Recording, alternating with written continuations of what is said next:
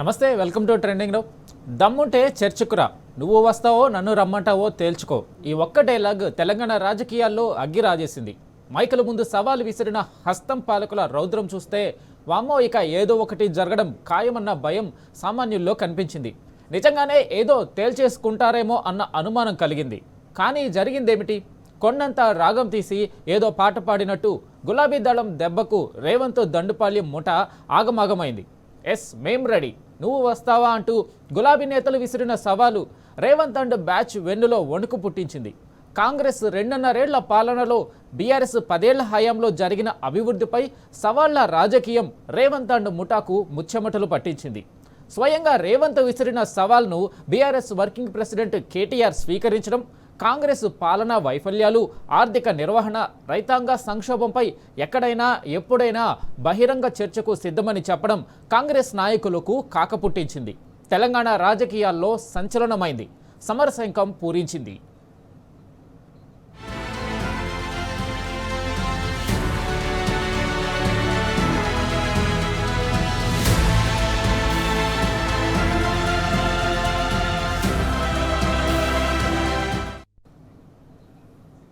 సవాళ్ల రాజకీయాలతో తెలంగాణ ఎన్నికల రణక్షేత్రాన్ని తలపించింది. మైక్ ముందు అంత పెద్ద నోరేసుకొని అంత వాగుడు వాగిన కాంగ్రెస్ పాలకులు డిబేట్ టేబుల్ దగ్గరకు వచ్చేసరికి నోరు మూసుకున్నారు, మౌనం పాటించారు. గప్ చుప్ అంటూ సైలెన్స్ అయిపోయారు. పెద్ద పెద్ద మాటలు మాట్లాడిన హస్తం నేతల రాజకీయ ధైర్యం ఇంతేనా? పబ్లికుల్లో పంచులు, సోషల్ మీడియాలో పోస్టులు పెట్టడమేనా పాలన అంటే? చర్చ అంటే ఎందుకంత రచ్చ? అసలు లెక్క ఎక్కడ మొదలైంది? చివరకు ఏమైంది?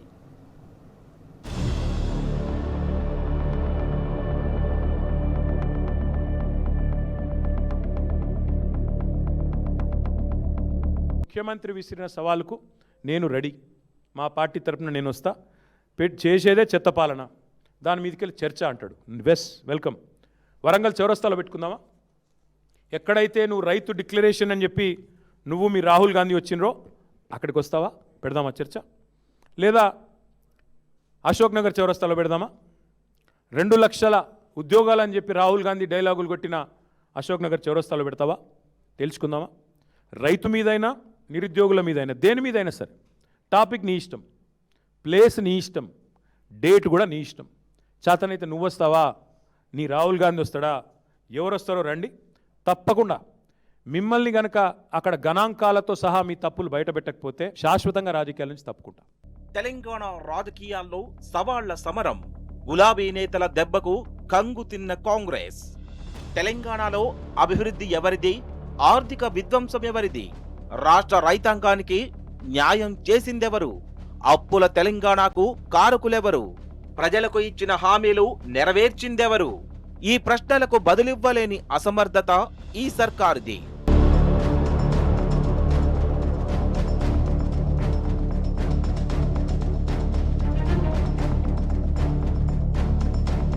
ఇప్పుడు తెలంగాణ రాజకీయాల్లో అదే హాట్ టాపిక్ అయింది. 10 ఏళ్లలో బీఆర్ఎస్ సర్కార్ తెలంగాణ రాష్ట్రాన్ని ఆగం చేసిందంటూ రేవంత్ రెడ్డి కూసిన అడ్డమైన కూతలకు దవడ పగిలే సమాధానమిచ్చింది గులాబీ దండో. ముఖ్యమంత్రి గారి తరపున గౌరవ ఎక్సైజ్ శాఖ మంత్రి గారు జూపల్లి కృష్ణారావు గారు నేను వస్తా రేపు తెలంగాణ భవన్కి 11 గంటలకి అంటే మేమందరం కూడా స్వాగతం కూడా పలుకుదామని చెప్పి షాల్వాతో సహా రెడీగా ఉన్నాం మంత్రి గారికి. మరి మంత్రి గారేమో తెలంగాణ భవన్కి వస్తానని చెప్పి మరి దారి తప్పి ఎటన్నా పోయారో మాకు తెలియదు. అప్పుల విషయంలో ఏదో వాస్తవాలు ఏదో చెప్పేస్తా అని చెప్పి మంత్రి గారు ఏదైతే చెప్తున్నారో ఆర్బీఐ లెక్కలు, కంట్రోలర్ అండ్ ఆడిటర్ జనరల్ లెక్కలు, అట్లాగే కేంద్ర ప్రభుత్వం ఇచ్చిన పార్లమెంటు వేదికగా ఇచ్చిన లెక్కలు, అట్లాగే మా దగ్గర ఉన్న లెక్కలు అన్నిటినీ కూడా మంత్రి గారికి చెప్పి వారి కళ్ళు తెరిపించి రాజీనామా కూడా చేస్తా అన్నారు ఆయన. కాబట్టి కళ్ళు తెరిపించి మంత్రి గారికి మరి తప్పకుండా మాజీ మంత్రి అయ్యే భాగ్యం కూడా కలిగించి వారికి తప్పకుండా అన్ని విషయాలు వాస్తవంగా చెప్పడానికి మేము రెడీగా ఉన్నాము. మేము ఇప్పుడు ఈ నిమిషం కూడా ఒకవేళ మంత్రి గారి ఇక్కడికి రావడానికి ఇబ్బందిగా ఉంటే మేము గన్ పార్క్ రావడానికి కూడా రెడీ. తెలంగాణ వాళ్ళు ఎందుకు మాట్లాడాలి?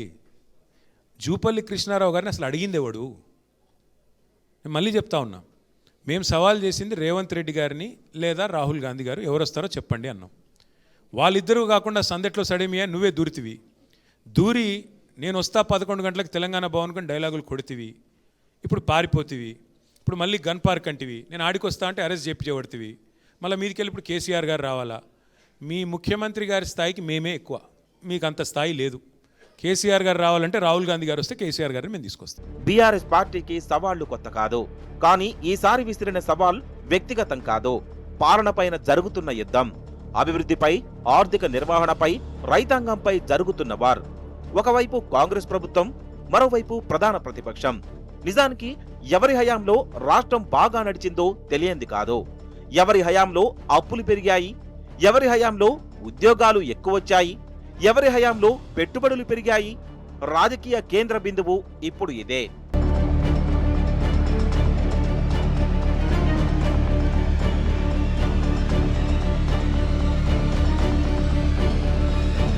మాటలతో కాదు, లెక్కలతో మాట్లాడదామంటోంది బీఆర్ఎస్.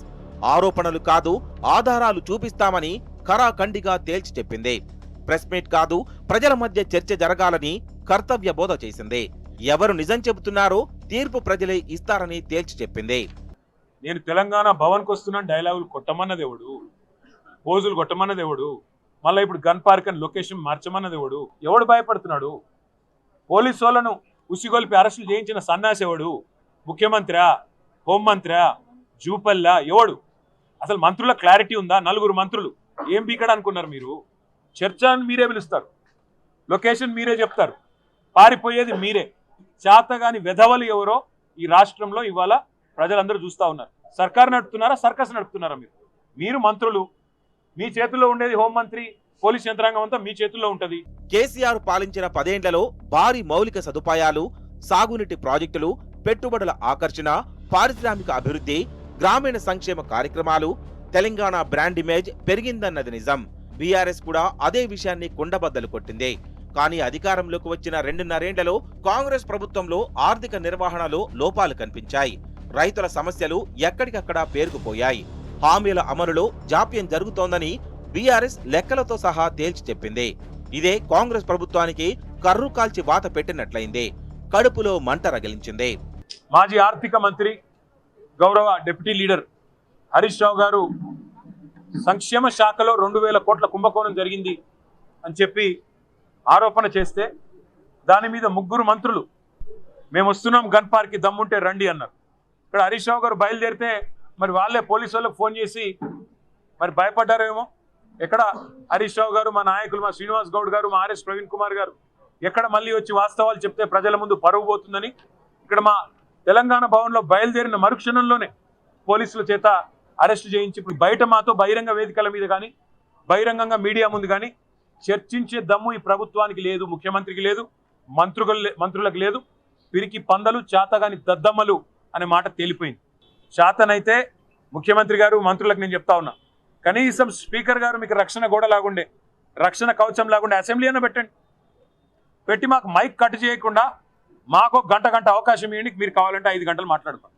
ఎవరేంటో ప్రజలు చూస్తారు, ఎవరు చెప్పేదానిలో వాస్తవం ఉందో ప్రజలే తెలుస్తారు. మళ్ళీ చేతగాని సవాళ్ళు విసిరి పారిపోవడం, దీనివల్ల ప్రజాక్షేత్రంలో మీ డొల్లతనం, ప్రజాక్షేత్రంలో మీ అసమర్థత, మీ అవినీతి మళ్ళొకసారి మీరే చెప్పుకున్నట్టు అయిందని చెప్పి కూడా తెలియజేస్తుంది. దీనికే కేటీఆర్ మూతోడు జవాబిచ్చారు. చర్చకు సంబంధించిన తేదీ, సమయం, వేదికను ముఖ్యమంత్రి ఖరారు చేయాలని డిమాండ్ చేశారు. ఒకవేళ తాను చెప్పిన అంశాలను అధికారిక లెక్కలతో నిరూపించలేకపోతే రాజకీయాల నుంచి శాశ్వతంగా తప్పుకుంటానని సంచలన ప్రకటన చేశారు.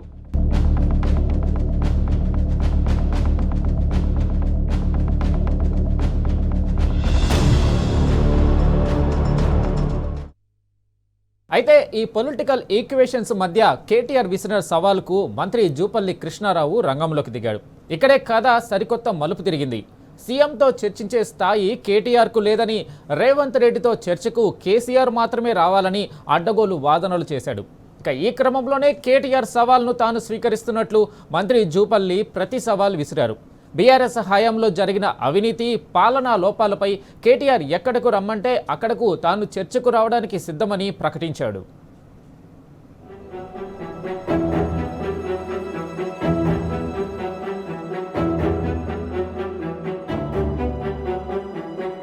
కాంగ్రెస్ మంత్రులు చర్చించే దమ్ములేని దద్దమ్మలు. అప్పులపై చర్చకు రాకుండా తోక ముడిచిన జూపల్లి. హరీష్ రావు ఫోనుకు ఆన్సర్ చేసే ధైర్యం లేని పొన్నం, లక్ష్మణ్, అజారుద్దీన్. గన్ పార్క్ వెళ్తుండగా హరీష్ రావుని అరెస్ట్ చేయించిన రేవంత్ సర్కార్. బీఆర్ఎస్ నాయకులను వ్యాన్లో సిటీ మొత్తం తిప్పిన పోలీసులు. పోలీస్ బాసులతో మాట్లాడుతూ రూటు మార్చి మార్చిన రేవంత్ కాకేలు. తెలంగాణలో కాంగ్రెస్ ప్రభుత్వం 2.5 ఏళ్లలో హామీల వైఫల్యాలను బీఆర్ఎస్ ఎండగట్టింది. తెలంగాణలో రైతు భరోసా నిధుల విడుదల వేదికగా రేవంత్ కేసీఆర్ సర్కారుపై చేసిన తీవ్రస్థాయి ఆరోపణలను బీఆర్ఎస్ సమర్థవంతంగా తిప్పికొట్టింది. అప్పులు, జరిగిన అభివృద్ధిపై తాము బహిరంగ చర్చకు సిద్ధమని ప్రకటించింది. కేటీఆర్ విసిరిన సవాలును స్వీకరించిన మంత్రి జూపల్లి వేదిక ఎక్కడో ఎందుకు, మీ సొంత కార్యాలయమైన తెలంగాణ భవన్లోనే చర్చకు మేం సిద్ధమని ప్రకటించాడు. ఇది తెలంగాణ రాజకీయాల్లో తీవ్ర ఉత్కంఠ రేపింది. అయితే ఇక్కడే అసలు ట్విస్ట్ మొదలైంది. జూపల్లి పిల్లిలా తప్పించుకోవడంతో గులాబీ దళం దండయాత్రకు సిద్ధమైంది. మమ్మల్ని మాట్లాడే మీకు ధైర్యం లేదు. మేము మాట్లాడితేనే 6 మంత్రులు లేచి అడ్డుపడుతున్నారు. మేము అడిగే ప్రశ్నలకే సమాధానం చెప్పే పరిస్థితి లేదు. కేసీఆర్ గారు మాకు ఏ డైరెక్షన్ ఇస్తే వారి డైరెక్షన్ లోనే బీఆర్ఎస్ పార్టీ పనిచేస్తారు. గౌరవ మంత్రులు ముగ్గురు కూడా ఫోన్లు ఎత్తలేదంటే వాళ్ళు చర్చకు సిద్ధంగా లేరని నేను భావిస్తా ఉన్నా. చర్చకు సిద్ధంగా ఉంటే ఫోన్లు ఎత్తేవాళ్ళు, మాతో మాట్లాడే వాళ్ళు, పోలీసులకు ఇన్స్ట్రక్షన్ ఇచ్చి వాళ్ళని పంపించండి అని పోలీసులకు చెప్పేవాళ్ళు. ఒకవైపు వాళ్ళు ఏదో వచ్చినట్టు మేము రానట్టు పోలీసులను అడ్డం పెట్టుకొని ఒక డ్రామా నడుపుతా ఉన్నారు. రాష్ట్ర ప్రజలకు అర్థమైతలేదా? నిజంగా తప్పు చేయని వాళ్ళు అయితే, చర్చకు సిద్ధమున్న వాళ్ళు అయితే మమ్మల్ని పోలీసుల చేత ఎందుకు అరెస్ట్ చేస్తారు? ప్రభుత్వం ఎవరిది? ఇవాళ కాంగ్రెస్ ప్రభుత్వం. మీరే మంత్రులు, పోలీసులు మీ చేతుల్లో ఉన్నారు. మీరే పోలీసులకు చెప్పి అడ్డుకోమంటారు. మీరేదో మళ్ళీ మీరే సవాలు విసిరి చర్చకు మమ్మల్ని రమ్మంటారు. ఏం డ్రామా ఇది? మిస్టర్ జూపల్లి, నువ్వు తెలంగాణ భవన్కి వస్తా అన్నావు. 11 గంటలకు తెలంగాణ భవన్కి వస్తా అంటే అన్ని ఆధారాలతో మేము నీకు శాలువా కప్పి నిన్ను ఆహ్వానించడానికి సిద్ధంగా ఉన్నాం. మరి జూపల్లి గారు మళ్ళా నువ్వు గన్ పార్క్ డ్రామా ఏంది? నువ్వే సవాల్ వేసినావు. 11 గంటలకు తెలంగాణ భవన్కి వస్తా అన్న జూపల్లి ఎందుకు తోకముడ్చారు? జూపల్లి గారు నువ్వు తెలంగాణ భవన్కి రా. కేటీఆర్ గారు నీకోసం ఎదురు చూస్తున్నారు. కేటీఆర్ గారు నీ సవాళ్ళకు సమాధానం చెప్పడానికి అన్ని ఆధారాలతో సిద్ధంగా. కాంగ్రెస్ మంత్రులు చర్చించే దమ్ములేని దద్దమ్మలంటూ ఆరోపణలు గుప్పించింది. దమ్ముంటే చర్చిద్దాం రమ్మని పిలిచి పారిపోయిన పిరికి పందలని ఎండగట్టింది. అప్పులపై తప్పుడు కూతలు కూసిన జూపల్లికి కేటీఆర్, హరీష్ రావు దూకుడు చూసేసరికి చెమటలు పట్టాయి. గన్ పార్క్ దగ్గర చర్చకు సిద్ధమా అని స్టేట్మెంట్ ఇచ్చిన జూపల్లి పిల్లిలా పలాయనం చిత్తగించాడు. అయినా సరే చర్చించేందుకు వెళ్తున్న హరీష్ రావును పోలీసులు అడ్డగించారు. ఇదేమని మంత్రులు పొన్నం ప్రభాకర్, అడ్లూరు లక్ష్మణ్, అజారుద్దీన్ కు ఫోన్ చేశారు హరీష్ రావు. అయితే అమాత్యులకు అంత దమ్మెక్కడిది? ఫోన్లెత్తకుండా పోజులు కొట్టడం తప్ప కొట్లాడేంత మగతనం ఎక్కడిది వాళ్ళకి? ఆయనేమో అక్కడ వీడియోలో మమ్మల్ని రమ్మని ఆహ్వానించాడు. అక్కడ అమరవీళ్ళ స్తూపం దగ్గర ఉన్నాడు. కానీ మేము వెళ్తుంటే పొన్నం ప్రభాకర్ గారు ఫోన్ ఎత్తడం లేదు. ఇక్కడ పోలీసు వాళ్ళేమో మమ్మల్ని పోనీయడం లేదు. రింగ్ అవుతుంది. It is not answering. అదే విధంగా ఇప్పుడు లక్ష్మణ్ గారికి ఫోన్ చేస్తాను. పొన్నం ప్రభాకర్ గారు ఎత్తలేదు. లక్ష్మణ్ గారు అరే ఇగో నన్ను రాలేదు, పారిపోయినామని తిడుతుండగా నువ్వు చూడు, ఇక్కడ తిడుతున్నాడు నన్ను హరీష్ రావు రాలేదని. ఇగో లక్ష్మణ్ గారికి చేస్తున్నాను. ఇప్పుడు ఇందాక పొన్నం ప్రభాకర్ గారు ఫోన్ ఎత్తలేదు. ఇప్పుడు గౌరవ మంత్రి లక్ష్మణ్ గారికి కూడా నేను ఫోన్ చేస్తా ఉన్నా. రింగ్ అయితా ఉంది. లక్ష్మణ్ గారు కూడా ఫోన్ ఎత్తడం లేదు. గౌరవ లక్ష్మణ్ గారు పిలిచిన లక్ష్మణ్ గారు ఫోన్ ఎత్తట్లేదు. అక్కడేమో నన్ను పిలిచారు, మేం బయలుదేరితే పోలీసులను అడ్డం పెట్టి ఆపుతున్నారు. లక్ష్మణ్ గారికి ఫోన్ చేస్తే రింగ్ అవుతుంది. లక్ష్మణ్ గారు ఎత్తడం లేదు. పొన్నం ప్రభాకర్ గారు ఫోన్ ఎత్తడం లేదు. ఇప్పుడు నెక్స్ట్ అజారుద్దీన్ గారికి కూడా ఫోన్ చేస్తున్నాను. 3 మంత్రులు పిలిచారు, 2 మంత్రులు ఇప్పటిదాకా ఫోన్ ఎత్తలేదు. ఇప్పుడు అజారుద్దీన్ గారికి కూడా నేను ఫోన్ కలుపుతా ఉన్నా. మరి వారికైనా చెప్పి పోలీసులకు చెప్పండి, మమ్మల్ని వదిలిపెట్టండి. మమ్మల్ని వదిలిపెట్టే మేము చర్చకు పోతాం. అజారుద్దీన్ గారి ఫోన్ రింగ్ అయితా ఉంది. ఇప్పటిదాకా పొన్నం ప్రభాకర్ గారు ఎత్తలేదు, లక్ష్మణ్ గారు ఎత్తలేదు. ఇప్పుడు అజారుద్దీన్ గారి ఫోన్ రింగ్ అవుతుంది. కనీసం అజారుద్దీన్ గారు ఫోన్ ఎత్తినా, ఇది అజారుద్దీన్ గారి ఫోన్, అజారుద్దీన్ గారికి ఫోన్ చేస్తున్నా. ఒకవేళ అజారుద్దీన్ గారు ఫోన్ ఎత్తితే పోలీసులకు చెప్పండి, మమ్మల్ని వదిలిపెట్టండి, మేము చర్చకు రావడానికి సిద్ధంగా ఉన్నామని. ఇప్పుడు 2 మంత్రులకు ఫోన్ చేస్తే 2 ఎత్తలేదు. 3వ మంత్రి అజారుద్దీన్ గారి ఫోన్ రింగ్ అయితా ఉంది. ఆయన కూడా ఫోన్ ఎత్తడం లేదు. మేం బయలుదేరినాం, మీరే ఛాలెంజ్ విసిరారు, మీరే నన్ను రమ్మన్నారు. బయలుదేరి వస్తా ఉంటే మీ పోలీసులను అడ్డం పెట్టుకొని ఇవాళ మమ్మల్ని చర్చకు రాణిస్తలేరు. అంటే కాంగ్రెస్ ప్రభుత్వం తోకముడ్చింది. మంత్రులు పారిపోయినరు. మంత్రులు మేము వస్తే వాళ్ళ నిజాలు బయటకు వస్తాయి, వాళ్ళ స్కాములు బయటకు వస్తాయి, వాళ్ళ అవినీతి బయటకు వస్తుందని పోలీసులను అడ్డం పెట్టుకొని ఇక్కడ మమ్మల్ని ఆపుతా ఉన్నారు. మీరు తప్పు చేయకపోతే, అవినీతికి పాల్పడకపోతే, స్కామ్ చేయకపోతే మమ్మల్ని పోలీసులను పెట్టి ఎందుకు ఆపుతున్నారు? మేమేమి చర్చించడానికే వస్తున్నాం, యుద్ధానికి రావడం లేదు, పోరాటానికి రావడం లేదు. మాట్లాడడానికి వస్తా ఉంటే ఇవాళ మంత్రులు ఫోన్లు ఎత్తారు. ఒకవైపు ప్రభుత్వం మమ్మల్ని దమ్ముంటే చర్చకి రండి అంటారు, ఇంకోవైపు అదే ప్రభుత్వం పోలీసులను అడ్డం పెట్టుకొని మమ్మల్ని చర్చకు రాణిస్తలేదు. అంతకుముందు గురుకుల పాఠశాలల్లో జరిగిన కుంభకోణం బయటపెట్టేందుకు బీఆర్ఎస్ నాయకుల బృందం తెలంగాణ భవన్ నుంచి హరీష్ రావు నేతృత్వంలో అమరవీరుల స్తూపం వద్దకు బయలుదేరింది. అయితే బీఆర్ఎస్ నాయకులను పోలీసులు తెలంగాణ భవన్ ముందే అడ్డుకున్నారు. అమరవీరుల స్తూపానికి వెళ్లకుండా అడ్డుకోవడంతో పోలీసులకు బీఆర్ఎస్ నాయకులకు మధ్య తోపులాట జరిగింది. ఈ క్రమంలో పోలీసులతో హరీష్ రావు వాగ్వాదానికి దిగారు.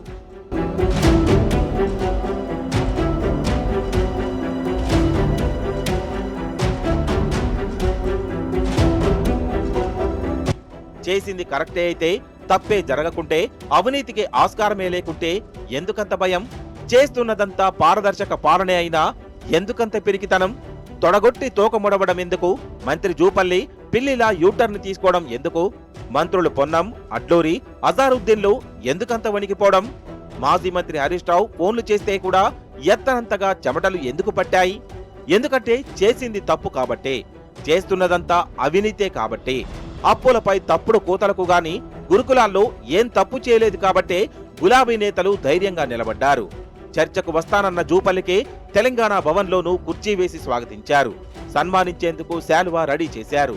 మంత్రి జూపల్లి వస్తాడేమోనని BRS working president KTR wait చేశారు. అదే కంచన్బాగ్లో కూడా అంతే. గురుకులాలపై చర్చించేందుకు తాము రెడీ అని తేల్చి చెబుతూ మాజీ మంత్రి హరీష్ రావు కూడా అక్కడ కుర్చీ వేశారు. జూపల్లి అక్కడికైనా వస్తాడేమోనని హరీష్ రావు ఎదురు చూశారు. కానీ జూపల్లి పిల్లిలా పలాయనం చిత్తగించాడు. వస్తానని చెప్పి తప్పించుకున్నాడు. తెలంగాణ సమాజం అంత అమాయకమైందేమీ కాదు. తప్పెవరిదో, తప్పు చేస్తున్నదెవరో తెలుసు. పిల్లి కళ్ళు మూసుకొని పాలు తాగినట్లు కాదు ప్రభుత్వాన్ని నడపడమంటే. మిస్టర్ గుంపు మేస్త్రి, ఇప్పటికైనా అర్థం చేసుకో. ఇప్పుడు నేను చెప్పిన లెక్క అబద్ధమైతే నేను ఈ రోజే రాజీనామా చేస్తా నా ఎమ్మెల్యే పదవికి. నేను రేపు పొద్దున్నే వస్తా. బీఆర్ఎస్ పార్టీ ఆఫీసర్ నేను వస్తా. నేను చెప్పింది అబద్ధమైతే నేను పొద్దున్నే రేపు స్పీకర్కు రాజీనామా ఇస్తా. హరీష్ రావు, కేటీఆర్ గారు అందరూ అడిగిరాని నేను వస్తున్నా తెలంగాణ వాళ్ళ బామర్దారు అనుకో.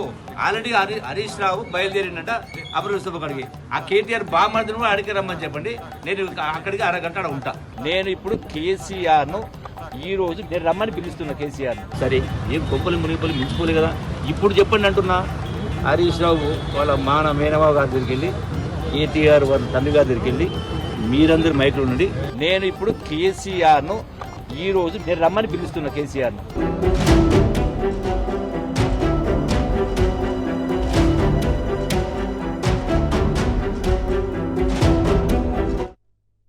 సవాలు విసరడం, సాకులు చెప్పి తప్పించుకోవడం కాంగ్రెస్ నేతలకు అలవాటే. గురుకులాల్లో జరిగిన 2000 కోట్ల అవినీతిపై చర్చకు సిద్ధమా అని ఆర్ఎస్ ప్రవీణ్ కుమార్ విసిరిన సవాల్పై తోకముడిచాడు మంత్రి అడ్లూరి లక్ష్మణ్. గురుకులాల్లో జరిగిన అవినీతిపై సాక్ష్యాధారాలతో సహా చర్చకు రెడీగా ఉన్నామని, దమ్ముంటే సోమాజిగూడ ప్రెస్ క్లబ్కు రావాలని ఆర్ఎస్ ప్రవీణ్ కుమార్ డిమాండ్ చేశారు. కానీ మంత్రి అడ్లూరి లక్ష్మణ్ కుమార్ తప్పించుకున్నాడు. దాటవేత మాటలతో కాలక్షేపం చేశాడు. అటు గుంపు మీడియా, పోలీసుల ఓవర్ యాక్షన్ గురించి అయితే చెప్పనే అక్కర్లేదు.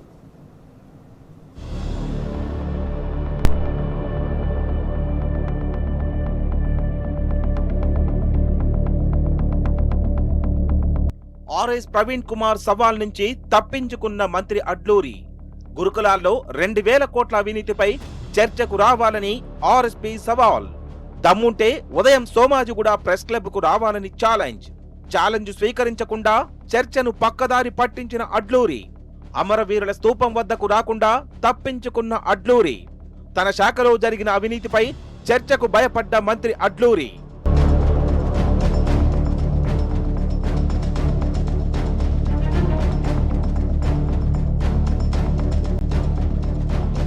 సీఎం రేవంత్ తో పాటు మంత్రులు కూడా మాట మార్చడంలో తిట్టగా మారారు. కాంగ్రెస్ సర్కార్ చేసిన అప్పులపై నిన్న కేటీఆర్ చేసిన సవాల్కు స్పందించి తెలంగాణ భవన్లో చర్చకు వస్తానన్న మంత్రి జూపల్లి మాట మార్చారు. తెలంగాణ భవన్కు రాకుండా అమరవీరుల స్తూపం వద్దకు రావాలంటూ మంత్రి జూపల్లి మాట్లాడుతున్నారు. అక్కడికి కూడా వెళ్లడానికి సిద్ధమైన బీఆర్ఎస్ నాయకులను పోలీసులతో అడ్డుకుంటోంది ఈ చేతగాని చేవలేని రేవంత్ సర్కార్. కేటీఆర్ చేసిన ఆరోపణలు నిజం కాబట్టే చర్చకు రాకుండా అరెస్టుల పర్వానికి తెరలేపిందని బీఆర్ఎస్ నాయకులు మండిపడుతున్నారు.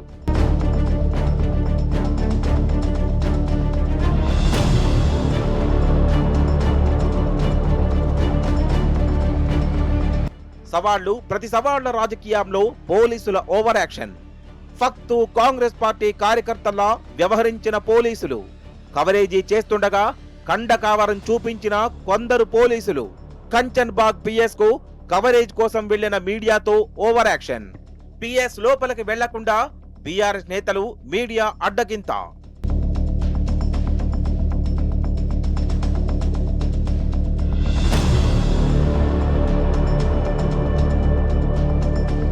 సవాళ్లు ప్రతి సవాళ్ల రాజకీయంలో పోలీసులు అత్యుత్సాహం ప్రదర్శించారు.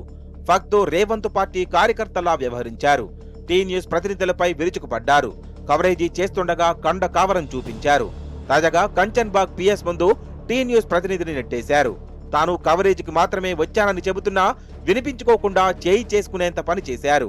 విధి నిర్వహణలో భాగంగా వార్తలు కవర్ చేయడమే జర్నలిస్టులు చేసిన తప్ప జర్నలిస్టులపై జులుం ప్రదర్శించడం, మీడియా హక్కును స్వేచ్ఛను కాలరాయడం కాదా? జర్నలిస్టుల పట్ల ప్రభుత్వం అనుసరిస్తున్న నిరంకుశ వైఖరిపై మీడియా సమాజం భగ్గుమంటోంది. మాట్లాడే హక్కు కూడా లేదా? మాట్లాడి లోపల సార్ మీరు నన్ను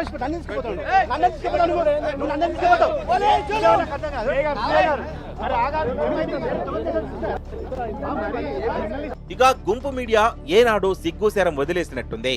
లీకులు, డైవర్షన్ డ్రామాలతో గుంపు మీడియా కంపు ప్రచారం మొదలుపెట్టింది. అప్పులపై సిగ్గుమారిన మంత్రులు శరం లేని అబద్ధాలు చెప్పడాన్ని డిఫరెంట్ గా కవర్ చేసే ప్రయత్నంలో బొక్కబోర్లా పడింది.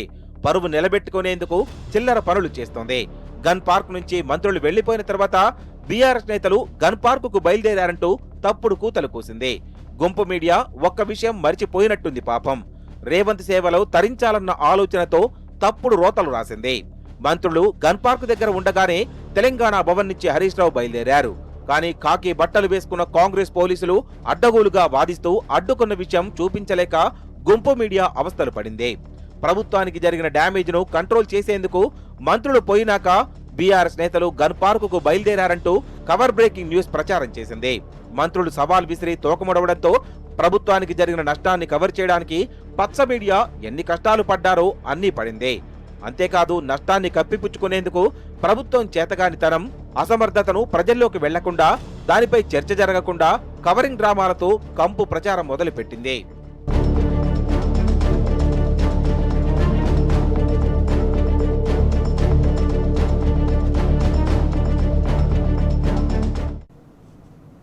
మొత్తంగా సవాళ్ల రాజకీయంలో కాంగ్రెస్ అట్టర్ ఫ్లాప్ అయింది. ఏదో అనుకుని ఏదో చేద్దామనుకుంటే తెలంగాణ సమాజం ముందు మరోసారి పరువు పోగొట్టుకుంది. చేవలేని ముఖ్యమంత్రి సహా ముగ్గురు మంత్రులు తమ అసమర్థతను తామే చాటుకున్నారు. అసలే అంతంత మాత్రంగా సాగుతున్న పాలన ఒక్కసారిగా బజారున పడడంతో హస్తం నేతలు ఆగమాగమయ్యారు. బూమరాం రాజకీయంలో బొక్కబోర్లా పడ్డారు. సవాళ్లు విసిరి చేవలేక చేతగాక చేతులెత్తేశారు. ఇది ఇవాల్టి ట్రెండింగ్ నౌ. నమస్తే.